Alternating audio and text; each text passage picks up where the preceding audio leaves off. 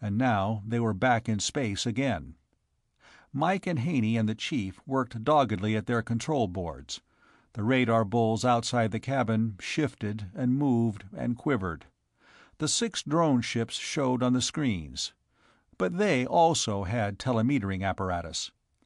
They faithfully reported their condition and the direction in which their bows pointed. The radars plotted their position with relation to each other and the mothership. Presently, Joe cast a glance out of a port and saw that the dark line of sunset was almost below. The takeoff had been timed to get the ships into Earth's shadow above the area from which war rockets were most likely to rise. It wouldn't prevent bombing, of course, but there was a gadget. Joe spoke into the microphone. "Reporting everything all right so far, but you know it."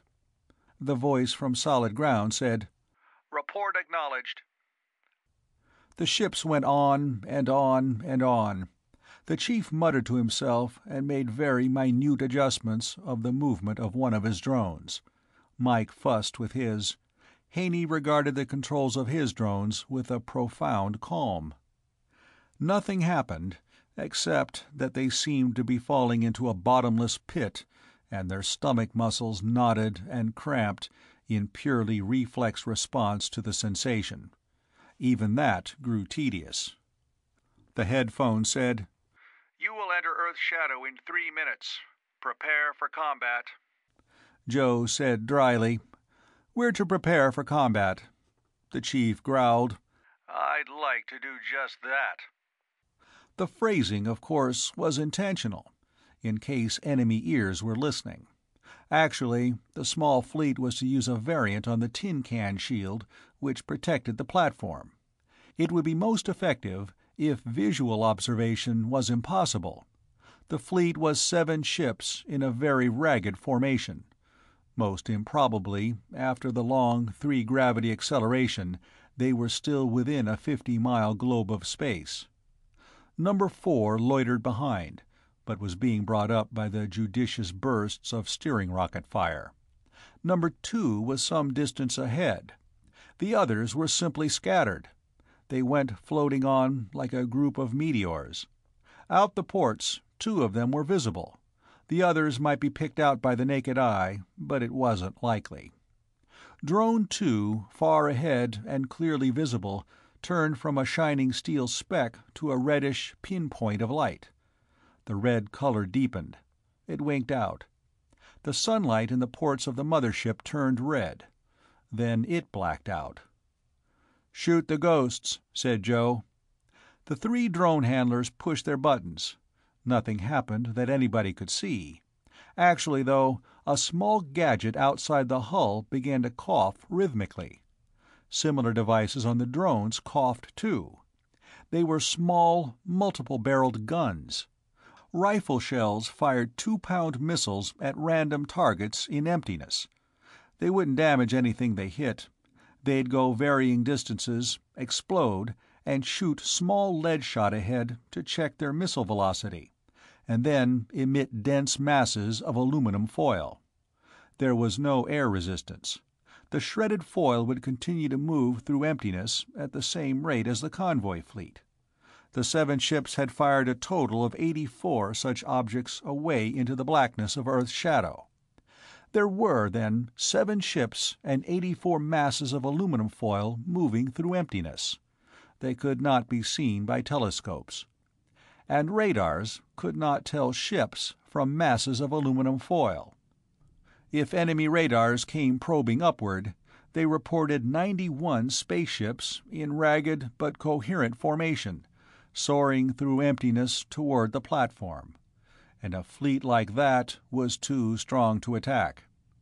The radar operators had been prepared to forward details of the speed and course of a single ship to waiting, rocket-launching submarines halfway across the Pacific. But they reported to very high authority instead. He received the report of an armada, an incredible fleet in space. He didn't believe it, but he didn't dare disbelieve it.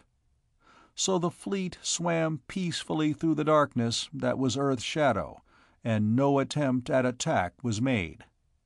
They came out into sunlight to look down at the western shore of America itself.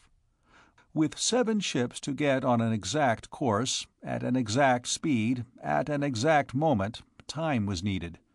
So the fleet made almost a complete circuit of the Earth before reaching the height of the platform's orbit.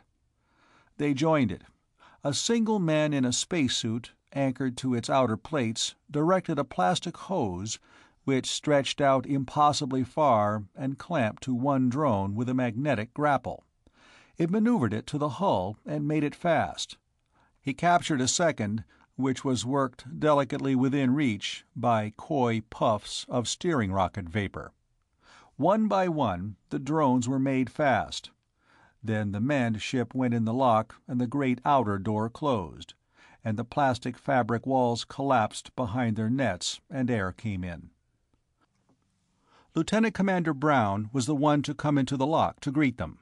He shook hands all around, and it again seemed strange to all the 4 from Earth to find themselves with their feet more or less firmly planted on a solid floor, but their bodies wavering erratically to right and left and before and back, because there was no up or down. "Just had reports from Earth," Brown told Joe comfortably. "The news of your takeoff was released to avoid panic in Europe. But everybody who doesn't like us is yelling blue murder. Somebody, you may guess who, is announcing that a fleet of 91 war rockets took off from the United States and now hangs poised in space while the decadent American warmongers prepare an ultimatum to all the world. Everybody's frightened." "If they'll only stay scared until we get unloaded," said Joe in some satisfaction. "The government back home can tell them how many we were and what we came up for. But we'll probably make out all right, anyhow."